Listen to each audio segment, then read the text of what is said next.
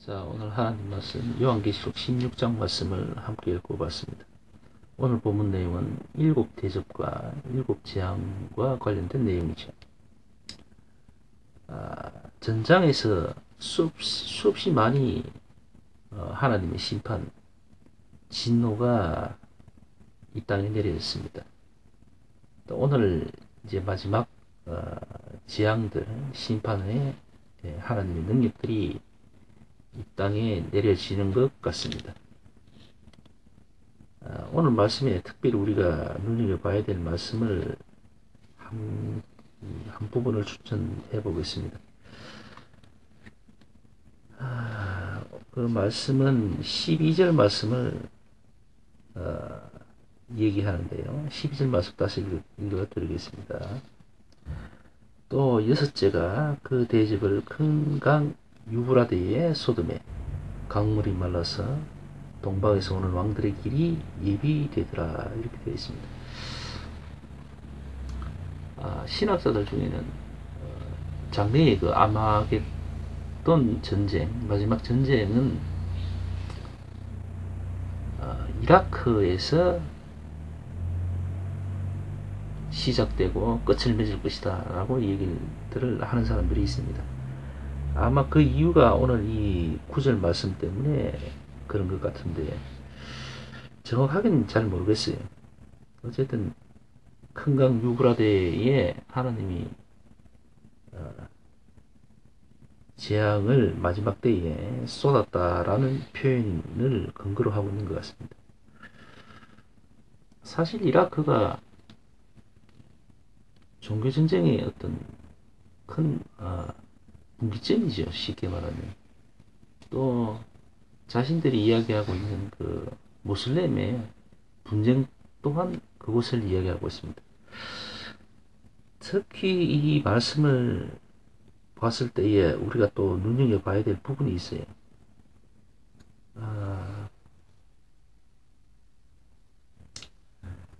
12절 후반절의 말씀이 보면은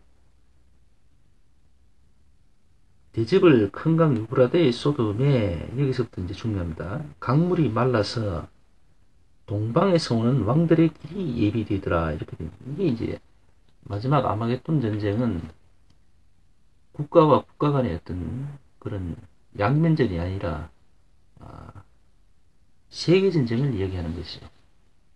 근데 오늘 말씀에는 동방, 그러니까 이 동방에서의 어떤 진출을 지금 얘기하고 있습니다. 그 동방이 혹자는 중국을 지금 얘기하기도 합니다만, 어쨌든 이 아시아 쪽 혹은 이 국가가 이 중동으로 이제 진출을 해서 마지막 전쟁을 치를 것이라는 얘기를 하고 있습니다. 동방에서 오는 왕들이라고 표현을 했기 때문에 아시아 쪽 국가가 한둘이 아닐 수도 있습니다. 꼭 중국 하나만이 뿐만 아니라 몇 나라가 될 수도 있는 것 같아요.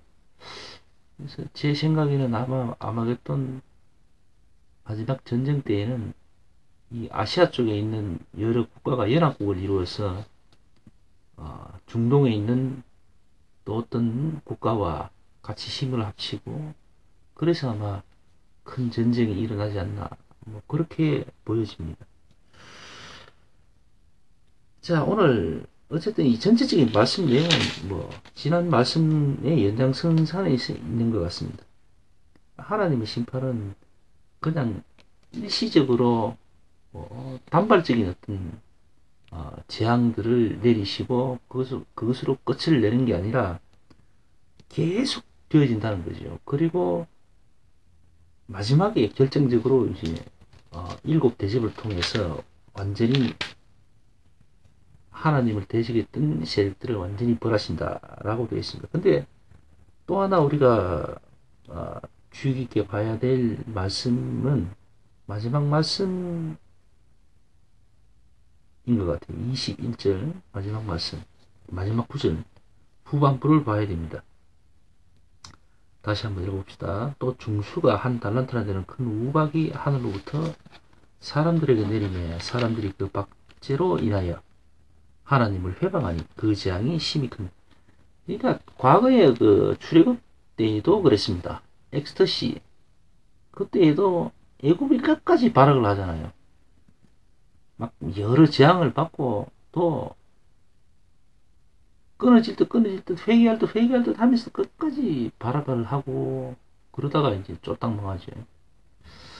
늘 그랬던 것 같아요. 우리 인간들은 하나님의 어떤 경고나 재앙을 받으면 벌을 받으면 두려워하고 그리고 용서를 구하고 회개를 해야 되는데 아무리 경고를 하고 재앙을 받고 막 혼줄이 나도 회개하는 법이 없어요. 그러니까 이 사람이라는 건 참 연구해 볼 만한 어떤 그런 존재들인 것 같아요. 짐승들은 뭐 잘못을 하면 탁 이렇게 경고를 하고 혹은 배지를 하거나 충격을 주면은 금세 확 돌려버립니다. 뭐 회개는 못하겠지만 금세 피해버려요. 자기보다 강한 자가 딱 나타나가 확 뭐라 그러면은 깨갱거리고 그냥 돌아서 버리잖아요. 근데 사람은 그렇지 않아요. 사람은 깨갱거리다가 바로 또 돌아서서 또 달라듭니다. 참 이거 사람이 변한다는 게 보통 어려운 게 아닌 것 같아요. 뭐 살면서 지켜봐도 그렇고 한번 이렇게 그 사람이 그 어릴 적의 어떤 모습들이 나이 들어서도 이렇게 만나서 보면 그 모습을 그대로 갖고 있더라고요. 변한 사람은 별로 없는 것 같아요. 대부분의 사람들은 똑같아요. 그 근본 그 습성이랄까 그 근성 이런 거는 그대로 간직하고 살더라고요. 옛말에 우리 한국 속담이 뭐 2살 버릇 8까지 간다 그러잖아요. 그대로 가져가는 것 같아요. 그래서 오늘 하나님 말씀 21절 마지막 말씀을 이렇게 보면 중수가 한 달란트 그러니까 무게가 한 달란트라 되는 큰 우박이 하늘로부터 사람들에게 막 내리고 그 상황 때문에 막 사람들이 막 고통스럽고 한 걸 갖다가 이제 그걸 하나님에게 부는 거예요. 내가 뭐 잘못했는데 이렇게 큰 피해를 주고 아픔을 주느냐 이거지요. 달라드는 거예요. 자기 죄는 생각지 않은 겁니다. 그게 인간의 본성인지 모르겠지만 어떻게든 하나님을 막 상대해가지고 하나님께 대드는 거예요. 이게 출애굽 때도 그랬었잖아요. 그죠? 늘 그래서 왔던 것 같아요. 그러다 보니까 점점 더 큰 재앙을 받는 거예요. 어느 정도에서 끝날 수도 있는 문제인데도 우리가 되려 하나님께 막 달라들고 하니까 하나님이 그냥 작살 내버리는 거예요. 그래서 아마 구원의 백성 뭐 14만 4천 명일지는 모르겠지만은 극히 작은 부류의 구원의 백성을 제외한 나머지 모든 생명들은 아마 거의 죽는다라고 봐야 되겠죠. 그 이유가 바로 우리 인간들 자신 때문에 그렇습니다. 회개하지 않는 그 모질고 독한 그 습성, 그 본성이 결국은 자멸을 초래하는 거죠. 그래서 우리가 예배하면서도 회개의 시간을 꼭 가져야 될 것 같습니다. 기도하는 시간 중에 우리가 회개하며 주님께 나아가야죠. 그 회개를 해본 사람은 회개를 합니다. 근데 회개해보지 않은 사람은 회개를 왜 해야 되는지 어떻게 해야 되는지를 잘 몰라요. 목이 곧은 사람은 절대로 남에게 쉽게 양보하거나 용서를 구하는 일이 잘 없습니다. 목이 곧은 사람은 늘 곧아 있습니다. 회개할 줄 아는 사람이 회개를 하는 것이죠. 기도할 줄 아는 사람이 기도를 합니다. 그거와 같은 거예요. 예배의 습관 참 중요합니다.